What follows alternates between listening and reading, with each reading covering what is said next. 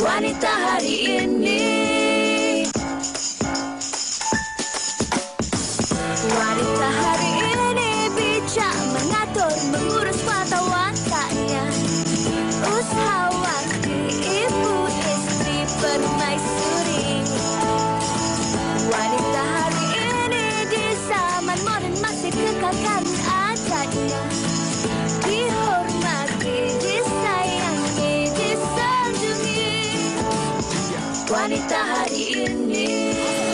Selamat tengah hari penonton setia Wanita hari ini. Apa khabar anda di rumah? Harapnya anda masih lagi mengukir senyuman, bersemangat untuk hari ini. Maklumlah semalam bercuti. Jadi hari ini mungkin bawakan semangat baru. Saya kira ramai juga sambung bercuti sebenarnya. Ada juga kalau tengok masih ada lagi jalan raya kita yang lengang. Tapi apa-apa pun semalam juga kita dah berkongsi tentang peristiwa hijrah awal Muharram yang merupakan tahun baru dalam kalender Islam. Betul. Yang kita harapkan memberi juga inspirasi, semangat baru, jiwa baru buat kita semua.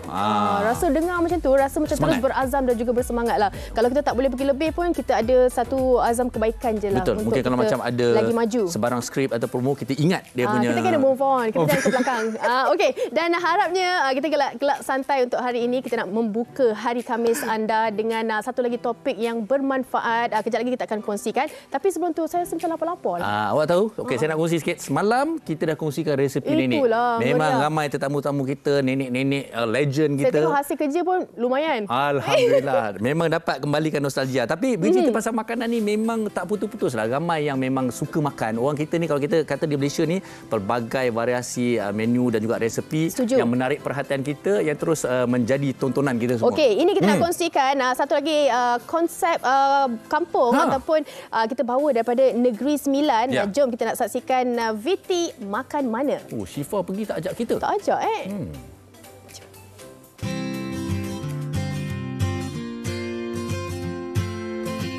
Benarlah kata peribahasa, dari angan-angan menjadi kenyataan.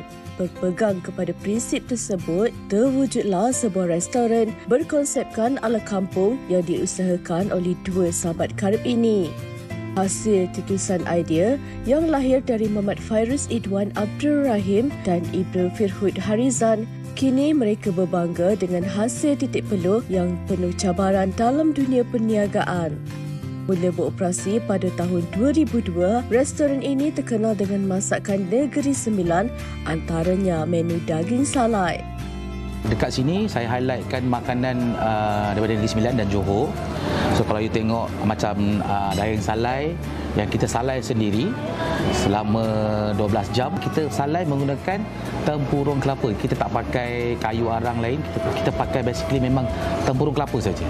So untuk dapat tekstur dan aroma yang smoky untuk macam orang dulu-dulu, kita salai, kita pakai tempurung.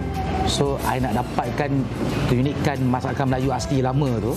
So kita bawa balik Melayu punya cara tu untuk kita implement to the new menu. Mengetengahkan unsur warisan tradisional agar ianya tidak tenggelam di zaman, mereka sangat menitik beratkan hiasan dalaman seperti menggunakan kain batik sebagai alas meja serta hiasan pintu-pintu lama. Kita tengok budak-budak muda ni, seorang tak tahu banyak feel kampung sebenarnya. Banyak kampung tak ada dah.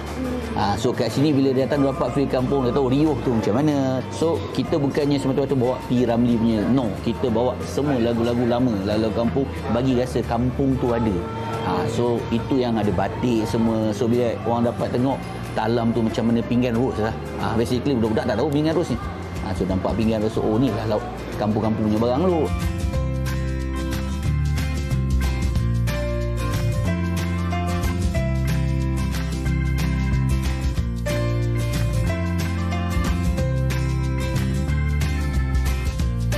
Daripada kampung, so mostly macam makanan kat sini memang makanan kampung. So dia macam mengingat kembali lah macam mana arwah nenek, arwah mak saya dulu masak, kita makan ramai-ramai. Pinggan dia memang pinggan kampung yang memang dia lagi tambah selera kita lah. Saya memang suka makan petai sebab dekat sini dia macam kena dengan selera saya lah. Dia mengimbau saya waktu zaman saya kecil-kecil dulu kat kampung lah. Dia macam bumbung atap-atap ni semua kan. Bagi anda yang rindu akan masakan Negeri Sembilan dan Johor, kini anda tidak perlu lagi merentas negeri kerana di sini anda dapat menikmatinya dengan suasana yang seakan-akan berada di kampung halaman.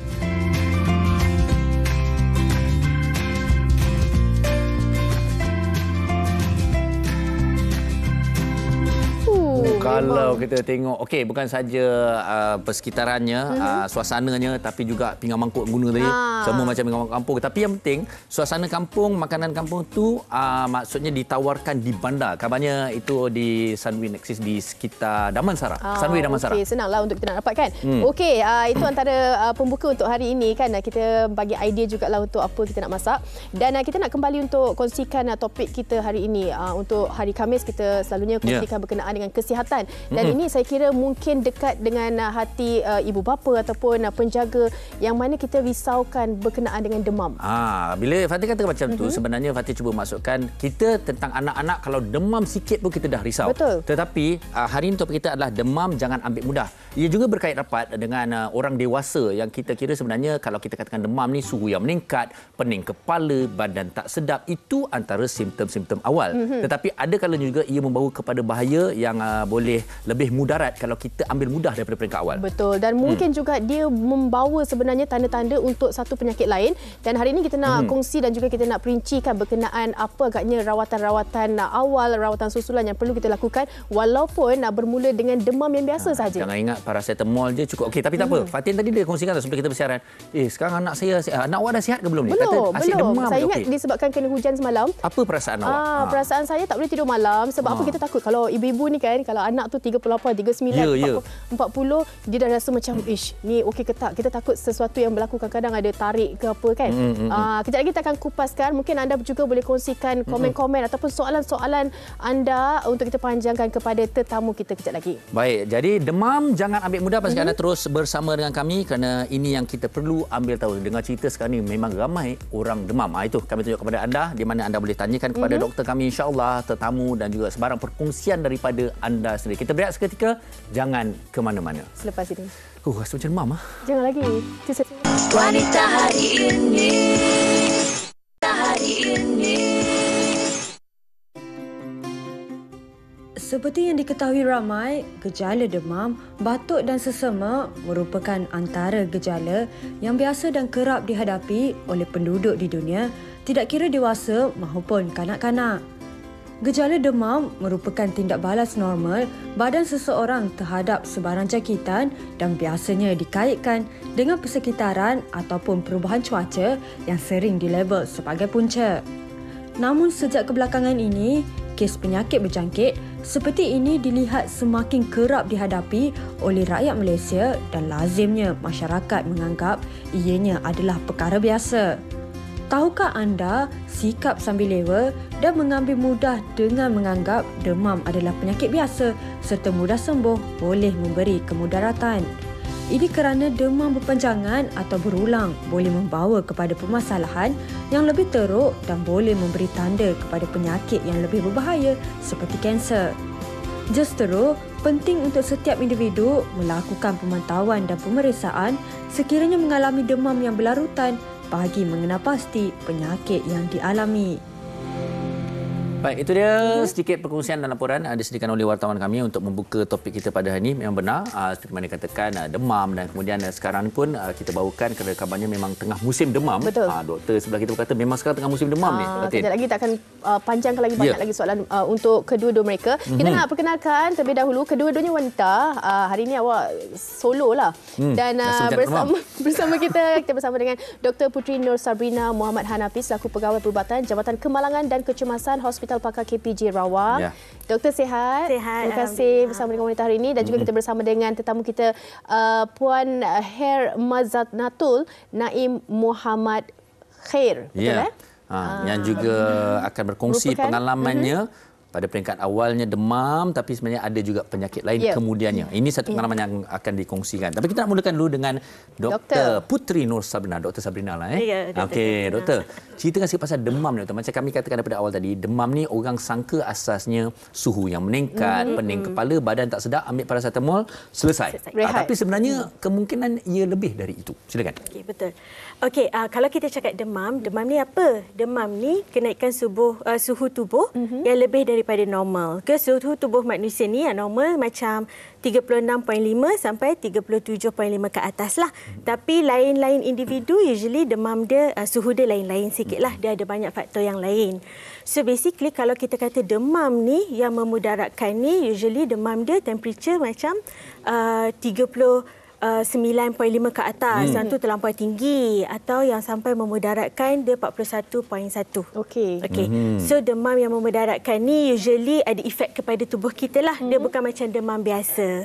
So kita kena ambil more concern lah kalau demam yang terlampau tinggi ni atau berpanjangan. Kita nak tahu apa punca dia supaya kita boleh bagi treatment yang betul lah terhadap demam tu. Tapi yang ini terpakai juga untuk orang dewasa dan juga kanak-kanak, doktor ya? Ya, sama. Dia punya temperature, maksudnya suhu badan tu nak sama. Okey. Cuma kalau budak-budak dia lain sikit. Kalau kanak-kanak ni, dia kalau demam tinggi sikit 38.5, badan dia dah nampak lemah. Infection kuman terlampau tinggi sebab kanak-kanak ni dia punya imunisasi badan masih rendah lah. Sama dengan warga emas. Tapi kalau untuk kita muda, mungkin tak suhu ketahanan kita, badan kita ni lebih kuat sikit lah daripada kanak-kanak macam tu.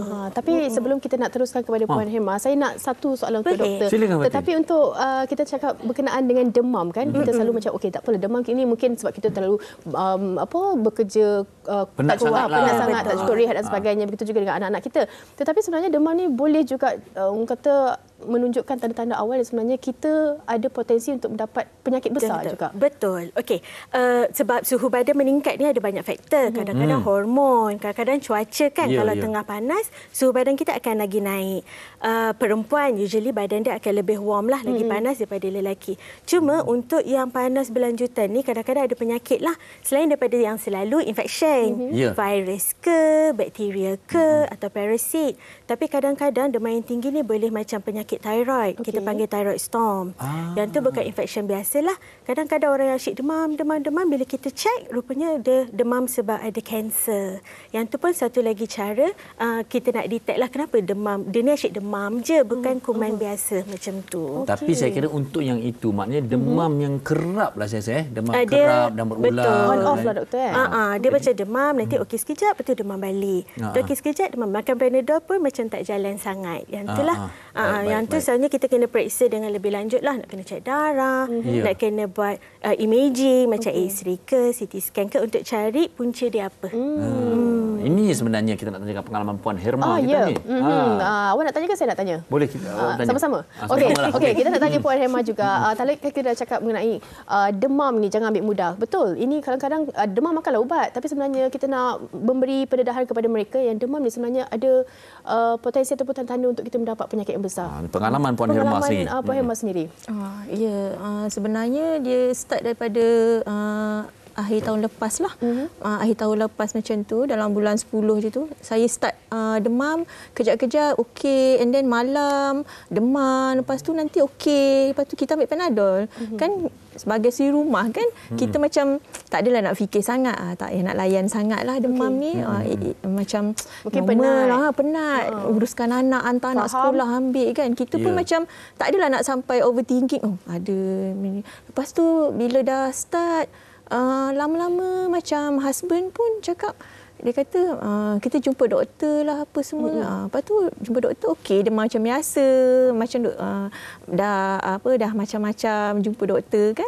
Dia kata dia macam biasa, so makan ubat, antibiotik. Lepas tu nanti kita akan lepas 1 month tu demam lagi. Lepas tu start saya punya period pun dah tak teratur. Dia dah start daripada tu lah, period tak teratur 3 months. Macam 3 bulan tu dia straight, macam tanpa henti. Lepas tu masa dalam period tu 3 month tu, 3 bulan yang tanpa henti tu, saya demam juga. On off. Lepas tu start yang tu lah. Sebenarnya cakap, better kita jumpa doktor. Okey, saya mencelah cakap. So, maknanya kekerapan tu dia macam memang sangat kerap ke selang 2-3 hari ke ataupun macam mana? Dia kadang-kadang 3 hari and then lepas tu dia berhenti seminggu, lepas tu tak demam, lepas tu nanti tiba-tiba boleh demam. Maknanya kalau kita tengok macam mudah sakit lah.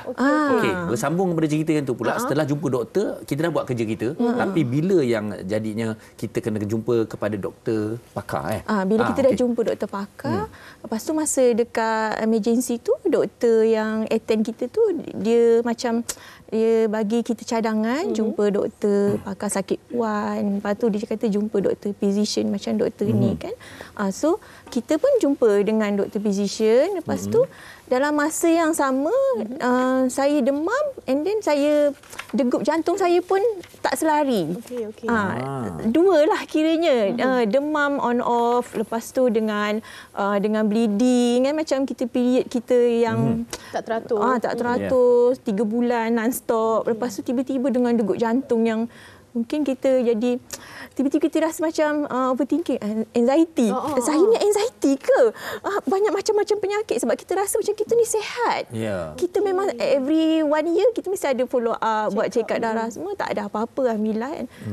Tiba-tiba kena jumpa doktor sakit puan. Lepas tu tiba-tiba doktor pakar sakit puan cakap, you ada fibroid, you ada cyst.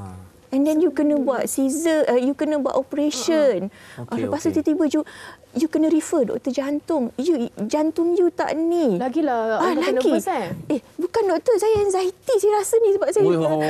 Kita pula cakap dengan doktor bukan anxiety, you takkan rasa pada jantung. Dia cakap macam tapi saya cakaplah mungkin dia doktor, dia tahu kan.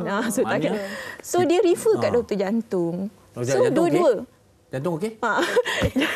Berdegup laju? Okey, so sekarang ni kalau berdegup laju ni pasal nervous.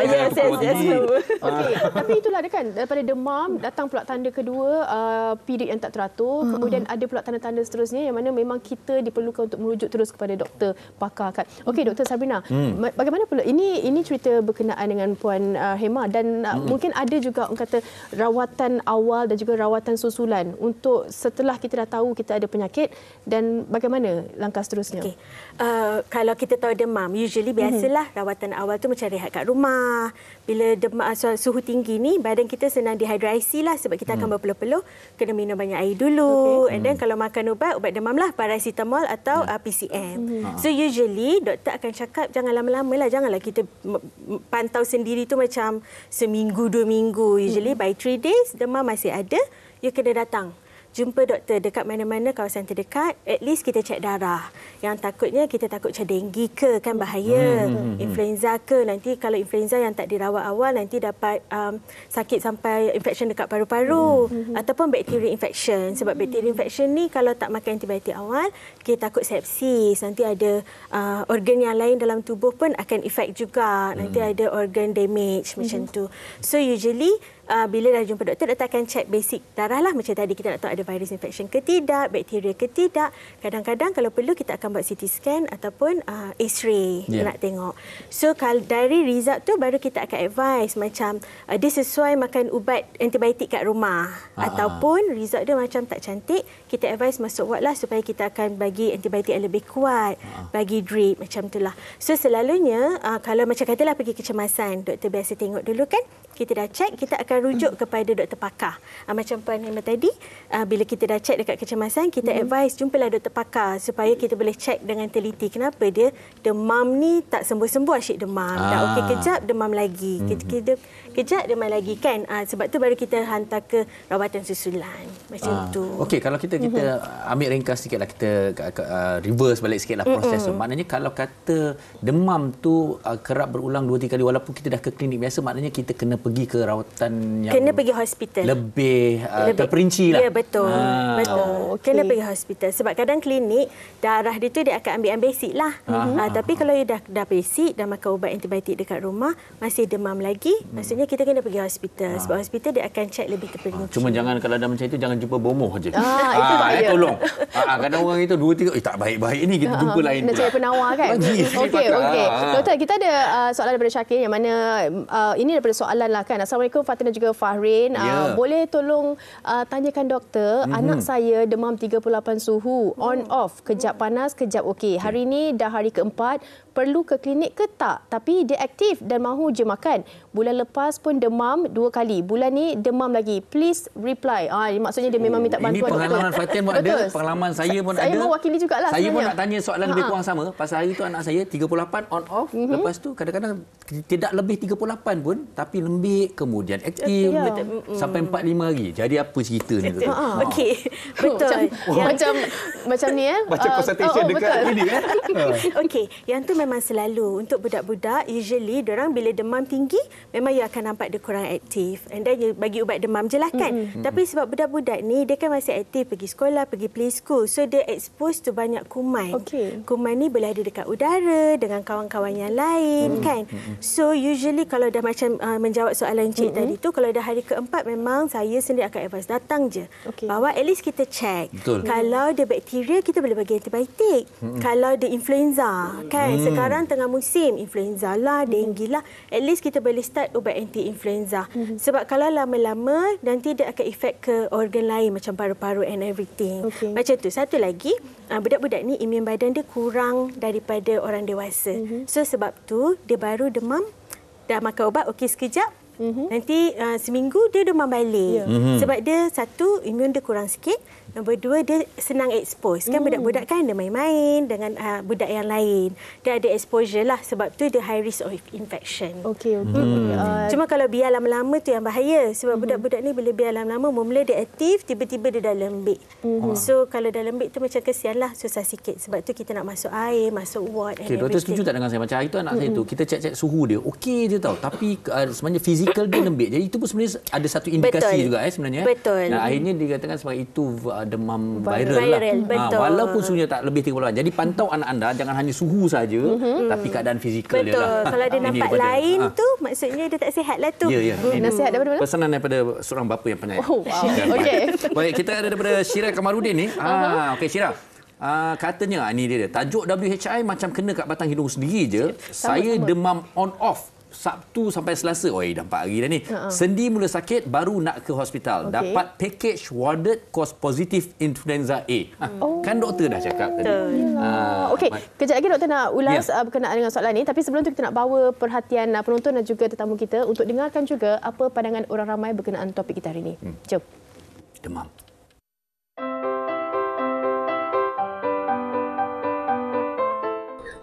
Saya ada anak, so anak saya pernah lah demam panas dalam masa seminggu tu.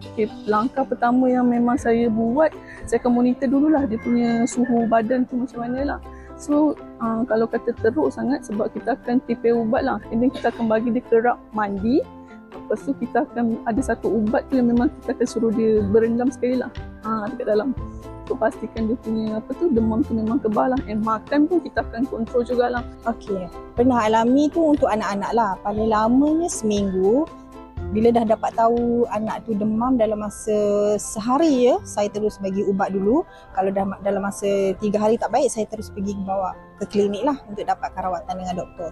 Akan mandikan dia, lepas tu lap-lap yang mana tempat yang panas-panas lah. Lepas tu tuam-tuam dekat muka-muka, dekat dahi, dekat celah-celah yang panas macam tu lah. Selalu repeat dalam sehari tu 2-3 kali lah untuk dia baik sebelum bawa pergi ke klinik.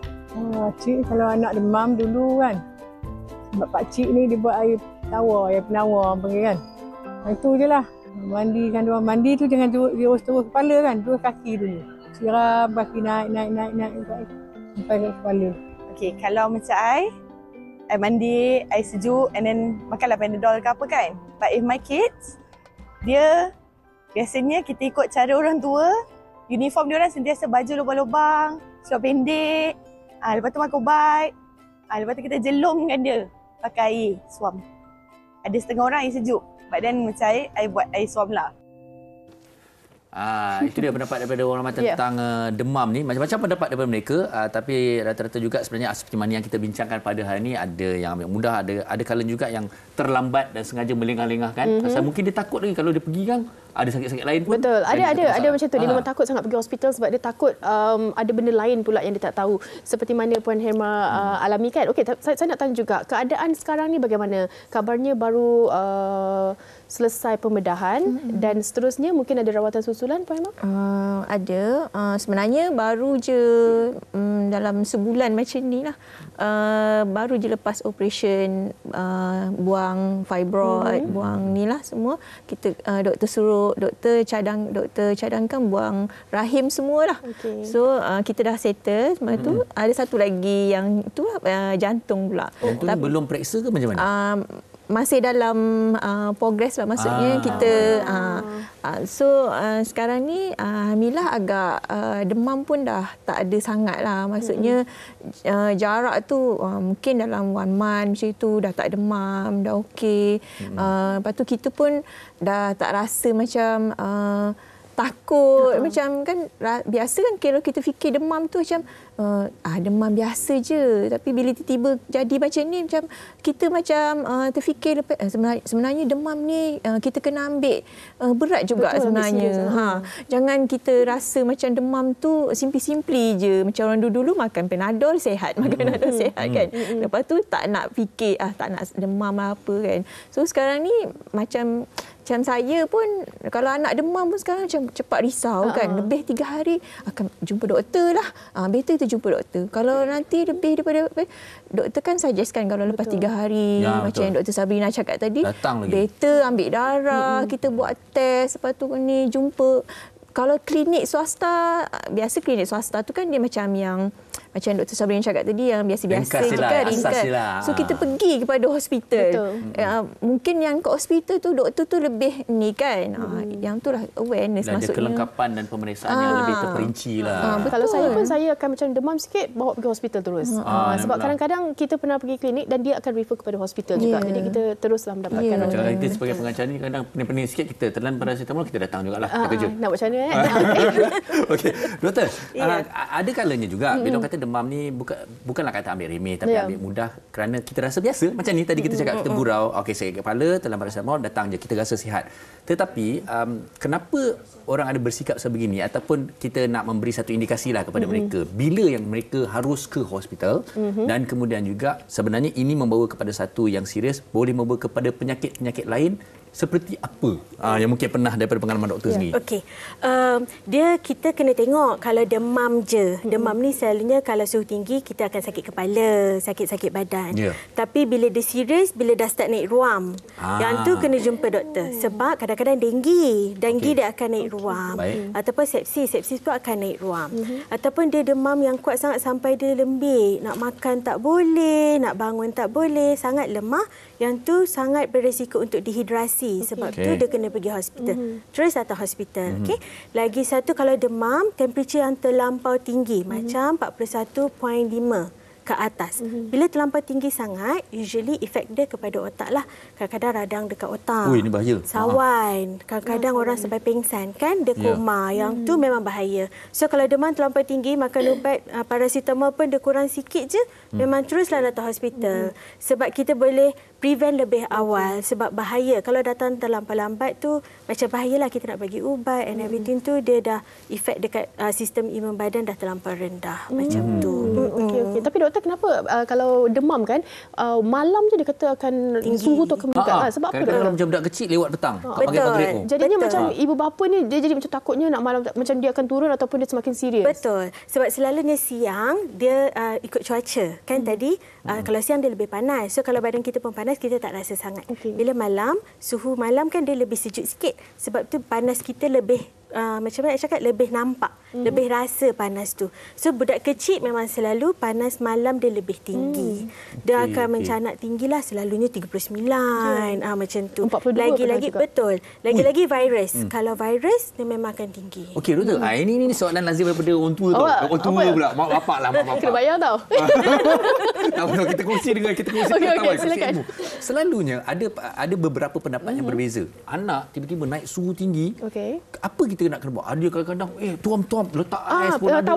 Lepas tu letak tahu. Sebenarnya apa yang langkah awal harus dilakukan sebelum dibawa ke hospital ataupun terus pergi bawa ke atau macam mana? Betul. Okey, untuk budak kecil, sebab kan imun dia belum kuat lagi. Lepas tu dia punya brain belum develop well untuk macam mana nak mengawal suhu badan. Macam kita orang besar, kalau kita demam, kan kita berpeluh. Lepas peluh kita rasa sedap. Tapi budak kecil dia opposite. Dia tak boleh macam tu. So kalau budak kecil demam, mula-mula kena buka lah semua baju dia.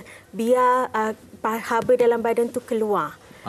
Lepas tu you kena mandikan. Kalau tak mandikan, kena orang panggil tuam lah. Tuam dengan sejuk, jangan tuam panas.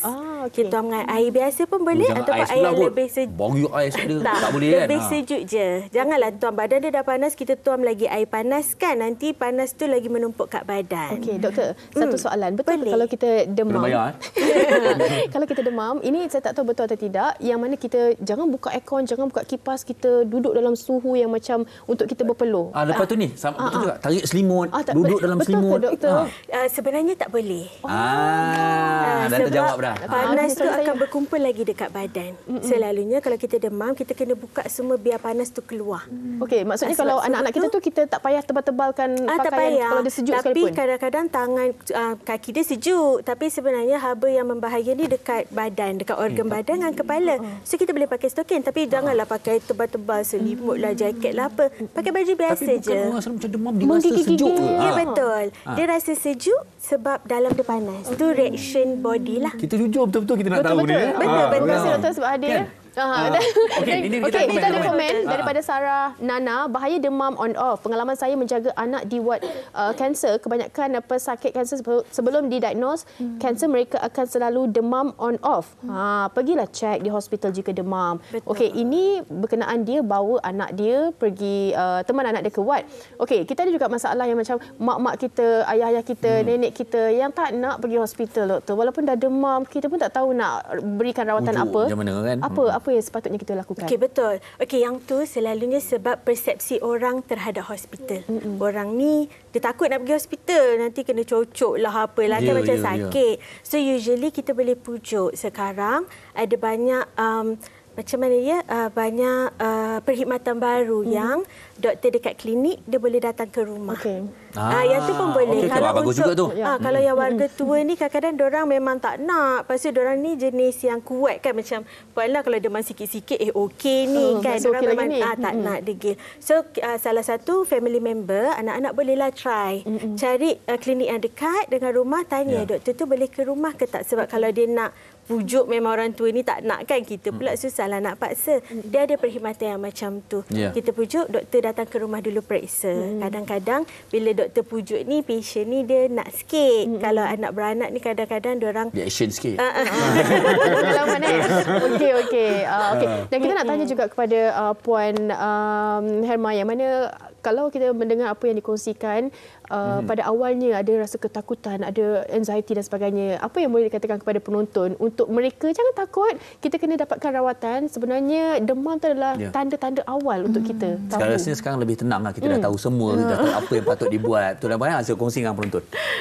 Itulah sebenarnya rawatan yang kita buat dari awal tu sebenarnya macam mencegah lah sebenarnya kan. Kalau kita tahu dari awal demam tu sebenarnya punca daripada segala-gala penyakit tu, senang kita nak ni kan jumpa doktor. Tapi macam yang cerita tadi lah, kebanyakan orang tua-tua memang susah lah kan berbanding kanak-kanak ni. Budak-budak kan. Budak-budak macam senang kalau kita kita nasihatkan atau kita pujuk. Okey je bawa pergi klinik kan. Macam orang tua kan, kalau kita jaga mak bapak kita yang uzur ke apa, dia rasa macam hospital tu menakutkan. Macam tu kan. Dia orang lagi suka jumpa macam yang Cik Farin cakap tadi. Alternatif lah. Jumpa kita kena pergi ni Darul Shifa ni je. Boleh diambil kira. Kita kena pergi alternatif lain kan. Dia sebab dia sebenarnya dia takut. Dia bukannya tak nak pergi, cuma dia takut. Tapi sebenarnya dalam lepas kita kena pandemik ni, sebenarnya demam ni demam boleh membawa kepada semua penyakit sebenarnya. Betul. Kan? Dia sebenarnya pasal dia berkaitan dengan sistem imun. Betul. Sebab kita dah melalui pandemik yang agak lama kan. Sebenarnya demam tu adalah rangkum kepada semua penyakit lah sebenarnya. Dia red flag awal lah. Red flag awal. paling tepat lah. Kan, nampak saya dah boleh cakap kesihatan kan. Nak sebut tak pandai. Okey. Okey doktor, ini mungkin soalan yang terakhir sebelum kita nak tutup perbincangan kita, yang mana kalau ubat-ubatan lama yang kita simpan, kita dapat, kita dah baik, kita simpan dalam ais, kita dapat, kita simpan, kita demam balik, kita makan balik ubat yang lama tu. Tak pergi jumpa doktor. Tak pergi jumpa doktor. Sebab apa? Macam Ubat mana? demam, kita demam.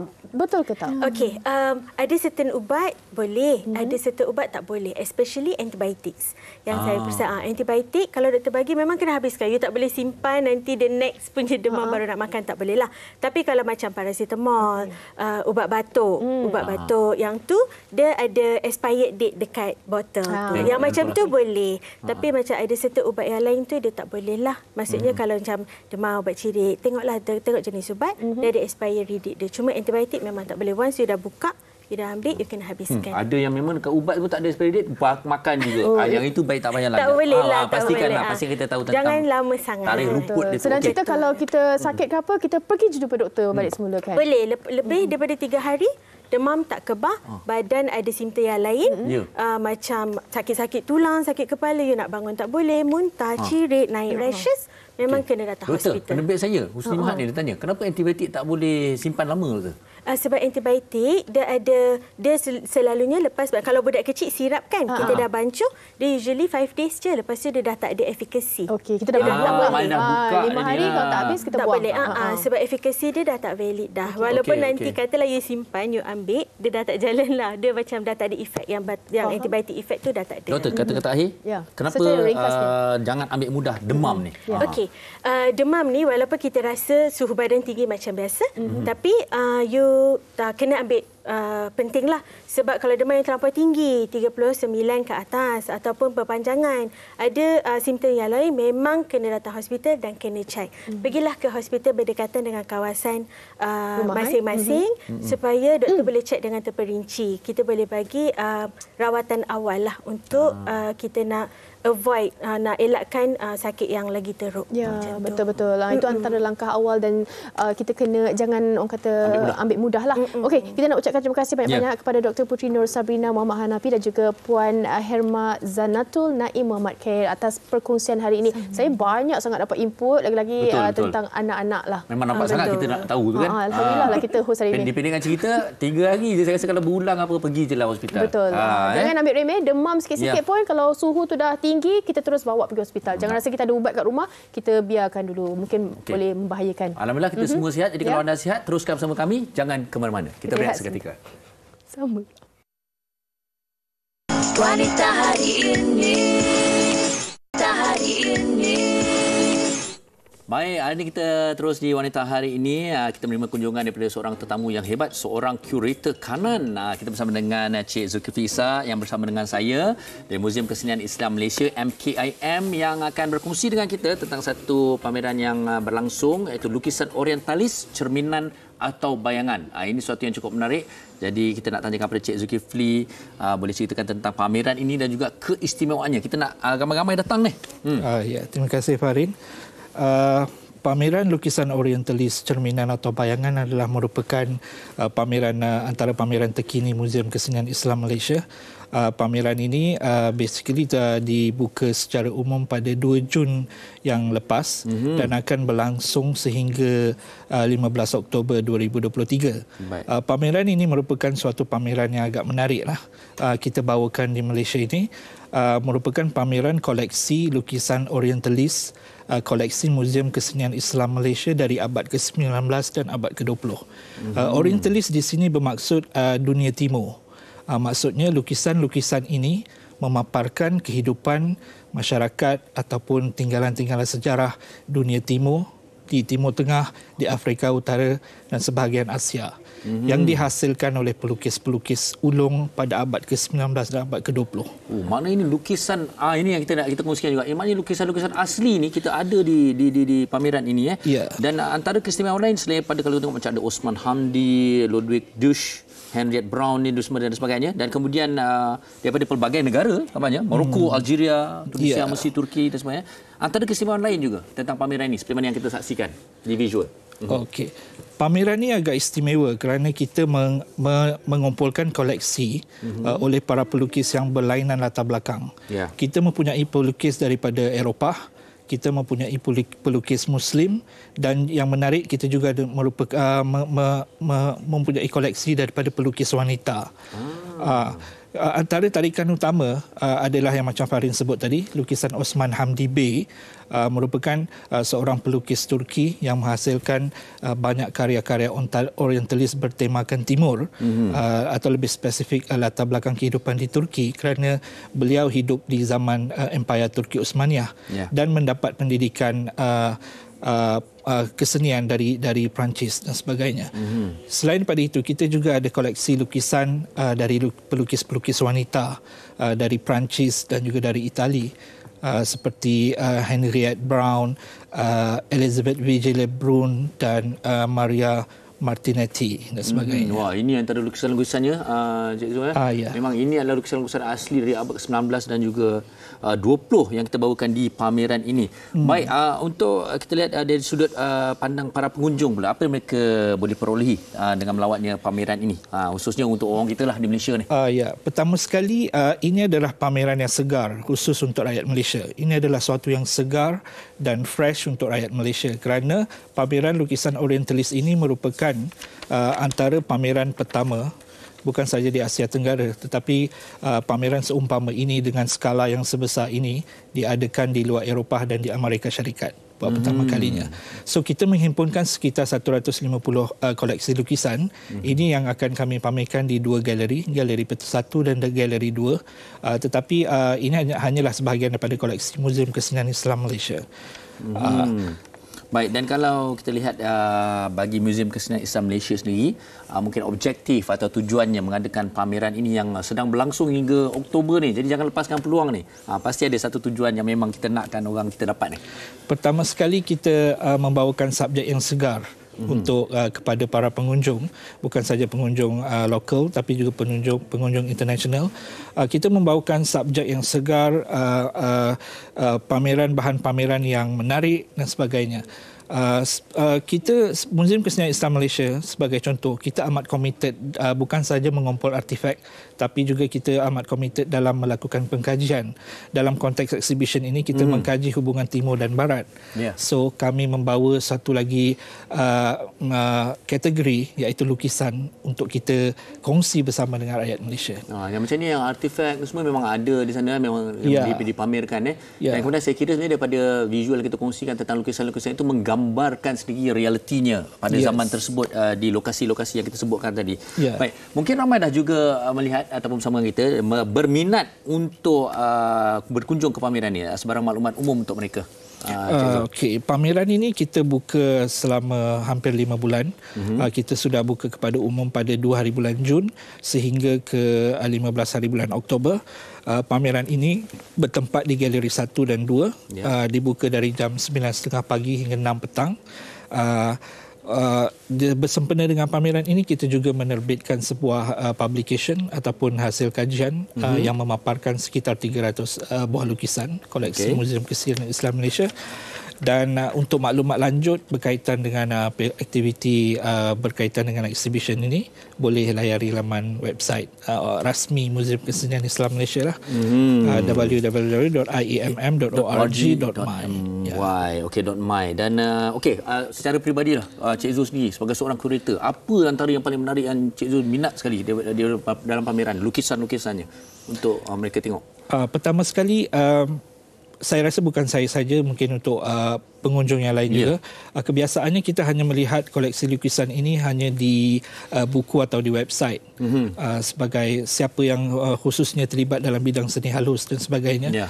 Tapi kini kamu semua ataupun pengunjung semua berpeluang untuk melihat dengan mata sendiri bagaimana teknik lukisan, cat air di atas kanvas, panel kayu, cat minyak dan sebagainya yang dihasilkan pada abad ke-19 dan 20 kini berada di Malaysia untuk kita saksikan. Ini kalau kita dekat TV pun kita dah terpesona melihat lukisan ni, apatah lagi kalau kita menyaksikannya di depan mata. Okey, terima kasih sekali lagi kepada Cik Zulkifli Ishak, Kurir Tekanan Muzium Kesenian Islam Malaysia. Jadi kepada anda semua jangan lupa untuk terus berkunjung ke Muzium Kesenian Islam Malaysia untuk menyaksikan lukisan orientalis, cerminan atau bayangan. Terima kasih Cik Zul. Dan kepada para penonton, teruskan bersama dengan kami. Jangan ke mana-mana.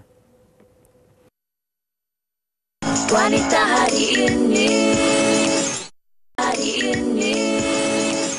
Terima kasih anda masih lagi bersama kami di Wanita Hari ini. Sihat, Alhamdulillah. Dan kita nak kongsikan sesuatu untuk anda. Oh, ini demam. Ini pun dia. demam juga ni. Cepat masa berlalu kan. Esok malam, esok merupakan malam kemuncak ABPBH ke-35. Awak tercalon Saya tak tercalon. Calon awal je. Okey, ini adalah demam ABPBH 2023. Jadi esok adalah malam kemuncaknya dengan membawa tema ekspresi legasi seni. Jom tengok fashion apa yang digayakan oleh calon top 5 tahun ini dalam acara Kapet Merah ABPBH 35 pada jam 8 malam, eksklusif ditonton. Dan diteruskan pula dengan anugerah bintang popular berita harian ke-35 pada 21 Julai hari Jumaat jam 9 malam di TV3 dan anda pun juga boleh stream secara HD ditonton. Dia punya pengacaranya Johan dan juga Ain Idrul. Tak sabar kita nak tengok. Okey. Alright, itu dia. Dah bahang dia dah terasa dah. Okey, apa antara menariknya yang saya kira memang tak harus dilepaskan lah. Pengalaman saya bersama dengan ABPBH adalah kapet merah. Kita nak tengok mereka pakai fashion dengan segak bergaya. Dan lebih-lebih lagi esok berlangsung di Istana Budaya. Di satu lokasi yang cukup menarik. Berlaku. Kita harapkan meriah dan juga berjalan dengan lancar. Jadi terus sokongan anda memang sangat-sangat diperlukan. Okey, selesai untuk hari ini. Kita punya topik pun berjalan dengan baik. Kita pun dapat tapi ada demam tadi kita tak bincangkan. Yang demam tu saya takut. Itulah, sebanyak-banyak demam kita boleh ambil ubat. Tapi demam rindu. Demam rindu cinta. Memang sakitnya di demam situ. Demam angau. Awak lebih-lebih. Demam angau. Tak, tapi kadang betul tapi juga. Betul. Silakan. Okey, kalau demam biasa kita boleh ambil ubat, tapi sebenarnya kalau demam rindu ke apa kan yang macam dia dekat dalam hati ni, susah. Ubatnya adalah kita je kena cari. Itu ubatnya kita berdoa pada Allah SWT. Itu yang paling dan tepat. bukan apa, kadang-kadang janganlah cerita-cerita pasal orang bercinta saja. Kadang demam rindu mak ayah kepada anaknya, suami isteri. Betul. Anak kepada ibu bapanya di Penang, Sempat. Kadang kalau awak tak bersiaran dengan saya lama pun saya cakap, mana Fatin ni rindu nak bersiaran dengan Fatin. Rindu nak bergaduh. Okey, kita kembali esok. Okey, esok kita bawakan ini dah rindu-rindu. Esok kita bawakan hikayat perkahwinan, iaitu perkahwinan realiti ataupun imajinasi. Kalau awak kadang-kadang kita dah berkahwin, kita nak berkahwin ni, kita fikir perkahwinan kita akan indah-indah belaka. Cantik-cantik je itu mungkinlah dalam 1/10 kita kena usaha. Tapi realitinya bagaimana? Jadi itu yang kita nak mengurus jangkaan ataupun expectation kita dalam dunia perkahwinan supaya terus kekal bahagia. Jadi pastikan bersama dengan Sugita dan juga Fiza Sabjahan. InsyaAllah. Teruskan menyokong kami di Wanita Hari ini. Kita jumpa esok. Terus jaga diri anda. Assalamualaikum. Kalau demam ambil ubat. Assalamualaikum. Bye. Dia ratu di hati. Tunggak keluarga. Kalau bukan dia, siapa lagi? Wanita hari ini bijak mengatur, mengurus mata wataknya. Usahawati, ibu istri, permaisuri. Wanita hari ini di zaman modern masih kekalkan adatnya. Dihormati, disayangi, disanjungi. Dia usahawati aliran masa kini. Dia penyambung warisan Sri Kandidia. Lemah lembut, baik budi pekerti. Tapi sekal hati dia tambah berani pendidik. Pujeri dalam hal jati diri dia. Permaisuri kepada si suami, kepada anaknya. Dia ratu di hati. Tunggak keluarga, kalau bukan dia, siapa lagi? Wanita hari